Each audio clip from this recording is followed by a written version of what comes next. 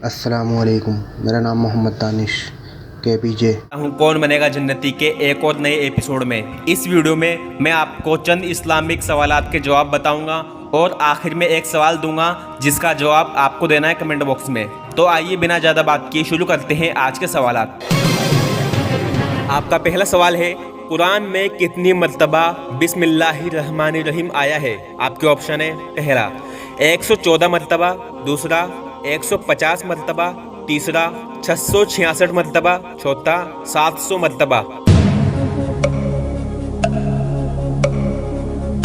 तो इसका जवाब है, कुरान शरीफ में बिस्मिल्लाहिर्रहमानिर्रहीम 114 मर्तबा आया है। कुरान में 114 सूरह है, लेकिन सूरह तौबा की शुरू में बिस्मिल्लाह नहीं है, लेकिन सूरह नमल के शुरू में भी बिस्मिल्लाह है और बीच में भी बिस्मिल्लाह है। इसलिए अगर बात की जाए सूरह के शुरू में आने वाली बिस्मिल्लाह की तो वो 113 है, और अगर बात की जाए कुरान में आने वाली टोटल बिस्मिल्लाह की तो वो 114 है। आपका अगला सवाल है, कौन सा जानवर शैतान के थूक से और आदम अलैहिस्सलाम की मिट्टी से बना है? आपके ऑप्शन है, पहला कबूतर, दूसरा गिरगिट, तीसरा सांप, चौथा कुत्ता। तो इसका जवाब है, वो जानवर है कुत्ता। जब शैतान ने जलन और हसद की वजह से हजरत आदम अलैहिस्सलाम के पुतले मुबारक पर थूक दिया था, तो अल्लाह ने हजरत जिब्राइल अलैहिस्सलाम को हुक्म दिया कि जिस जगह पर शैतान ने थूका है उस जगह से मिट्टी हटाकर कुत्ता बना दिया जाए। कुत्ता वफादार इसलिए होता है क्योंकि ये आदम अलैहिस्सलाम की मिट्टी से बना है, और नापाक इसलिए होता है क्योंकि इसमें शैतान का थूक मिला हुआ है, और रात को इसलिए जागता है क्योंकि इसको बनाने की वजह से हजरत जिब्राइल अलैहिस्सलाम के हाथ इस पर लगे थे। आपका अगला सवाल है, कौन सी नमाज के सजदे में अल्लाह से दुआ मांगते हैं? आपके ऑप्शन है, पहला फर्ज नमाज के सजदे में, दूसरा सुन्नत नमाज के सजदे में, तीसरा नफल नमाज के सजदे में, चौथा वित्र नमाज के सजदे में। तो इसका जवाब है, नफल नमाज के सजदे में अल्लाह से दुआ मांगते हैं। जब आप नफल नमाज पढ़े तो आप सजदे की तस्बीहात के बाद अल्लाह से दुआ करें। इंशाअल्लाह आपकी वो दुआ ज़रूर कबूल होगी, क्योंकि बंदा सजदे की हालत में अल्लाह के सबसे ज़्यादा करीब होता है। आपका चौथा सवाल है, मैदान हश्र में इंसान से कितने सवाल होंगे? आपके ऑप्शन है, पहला 8 सवाल, दूसरा 5 सवाल, तीसरा 3 सवाल, चौथा 1 सवाल।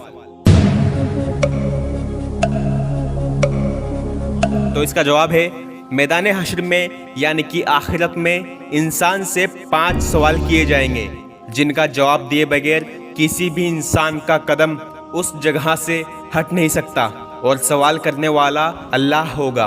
पहला सवाल होगा, हमने तुझे जो जिंदगी दी थी उसे कहाँ लगाई? दूसरा सवाल होगा, हमने तुझे जो जवानी दी थी उसे कहाँ खर्च की?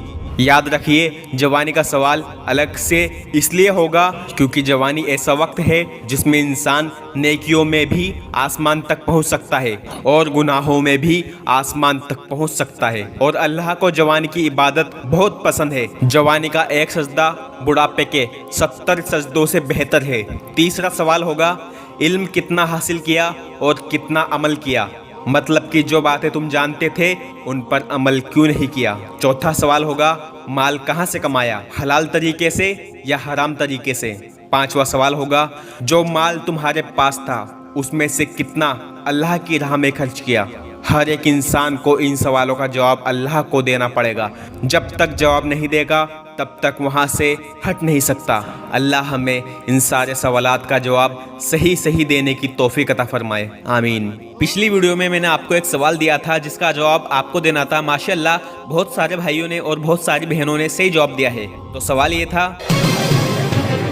अल्लाह ने सबसे पहले कौन सी चीज़ बनाई थी? तो इसका बिल्कुल सही जवाब है, अल्लाह ताला ने सबसे पहले कलम को पैदा फरमाया था। फिर उससे कहा, लिख जो कुछ हो चुका और जो कुछ होने वाला है।